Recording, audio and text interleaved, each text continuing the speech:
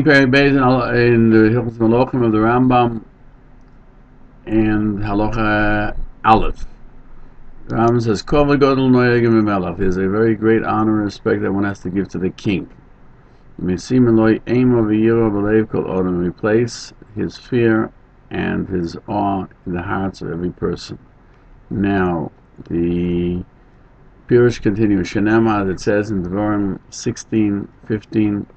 Soim tosim alecha melech. Place shall you place upon yourself a king. That shetei emoscho alecha. That his fear shall be upon you. You have to place it. Because the Mishnah cites Ksubas 17. The Adbaz cites Sifri in Devarim 19:15. Place a king. And they say, from this we learn, Ein roich ben al susay. One's not permitted to ride on his horse. Ve'yoshin al kisa. You can't sit on his throne. And you don't use his scepter, nor his crown,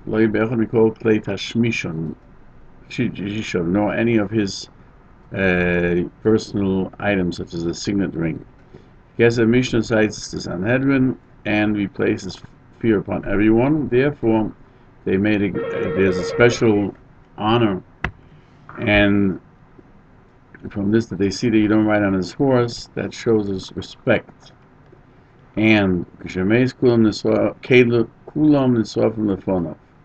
and when he is dies, everyone is burned before him. Keshem cites a brisa that you burn before the king, and it doesn't this is not considered a practice of the other nations. And when we burn their beds and all of his artifacts, that's what it's referring to. Kesem Mishnah adds, the Rambam doesn't mean that you don't burn his horse, but what you do is you cut off the hamstrings, so you can't be used as a horse to ride like an avodah zarah. So the Rambam writes, a king who dies, you cause him to be hamstrung. They are burned. It means his seat and the scepter and his vessels before the king who died. According to this Gemara that I mentioned, the Rambam says it's not considered a non-Jewish ritual. Rava says, we learn from what it says by Yirmiyahu, in peace shall you die, and the burnt places of your forefathers, they will burn for you. It's not considered a non-Jewish ritual, because that's what they did by the kings of Israel.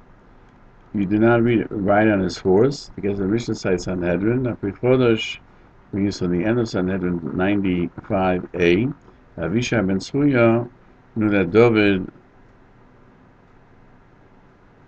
was in a sakona, and he asked the Beis HaMidrash if you can ride on the king's mule in the time of sakona to help him, and they permitted him. Loshen HaRumim points out that Loshen of the Mishnah, the Rambam, is you don't ride on his horse.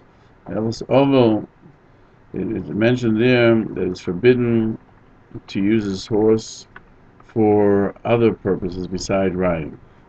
The Yojan al-Kisoi, you don't sit on a seat, and you don't use any of his items. This is found in Shmais Rabbah. You don't sit on a seat, you don't use his scepter nor his crown.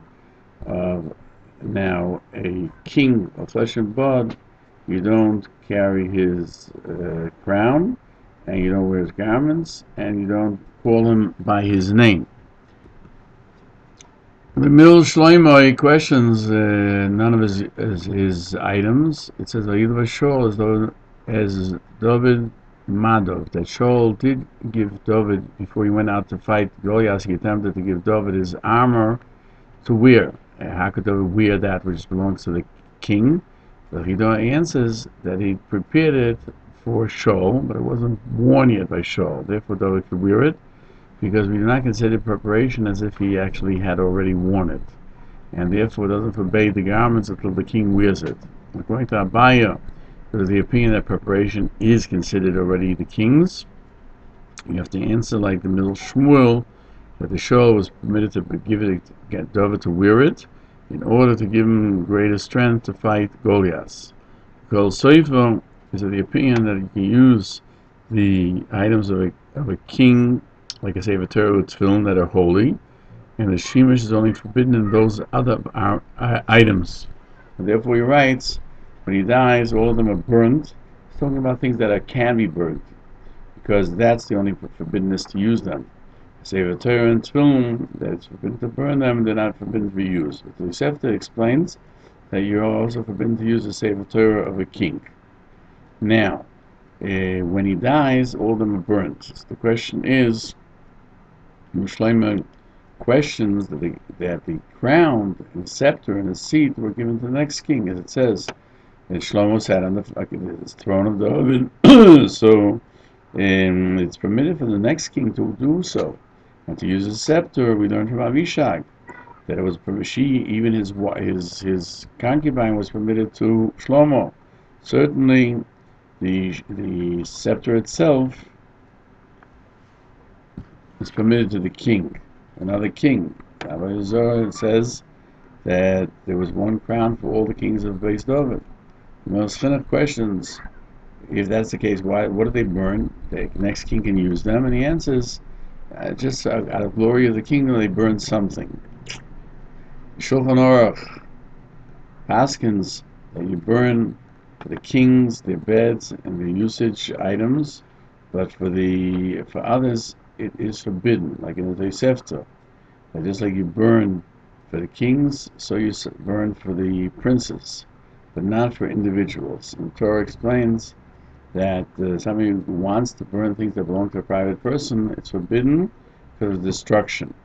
The Beis Yosef cites Avodah Zarah, and he adds that it would seem that only those vessels of kingdom we burn, and not other things of the king. The Bach says that it's forbidden to burn things because of al-tashchis, because of destroying that which can be used, but the king's items could not be used anyway, therefore can be burned.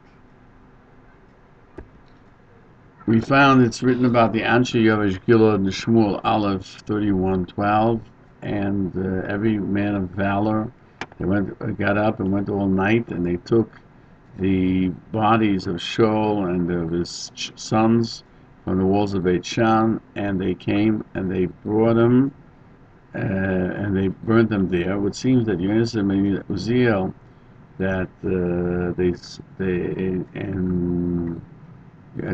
and Uziel said they burnt for him like any other king. And Rashi explains that it was that they didn't destroy their bodies, just their beds and everything that they had, the vessels.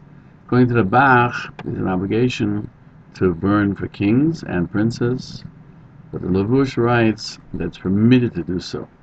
Shulchan Aruch and Orach Chaim discusses whether it's permitted to move a dead body on Shabbos. And he cites, those who say that you don't have to place on a dead body a bread or a child in order to inadvertently, so as to speak, use it, only for a body that is unclothed.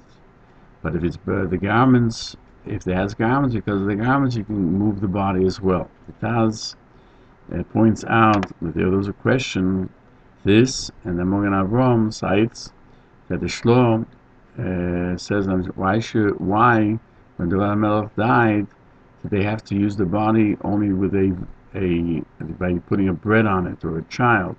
David was not undressed; he was learning Torah. The Taz explains that one Chacham answered that since the king's garments are forbidden to anyone else, therefore, since they have to burn it, therefore it's muktzah, because it can't be used for anyone, and therefore the garments of David were not helpful in being able to move him. The Taz concludes, and this is correct, because if the law is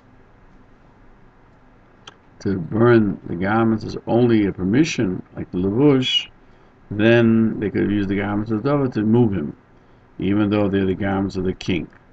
The Magen Avram cites, and I heard that the garments of David were muktzah, were forbidden, because any other person cannot wear them, that you burn on the kings, but the garments of other people would not be muktzah. So therefore, because of the garments, you can move the person.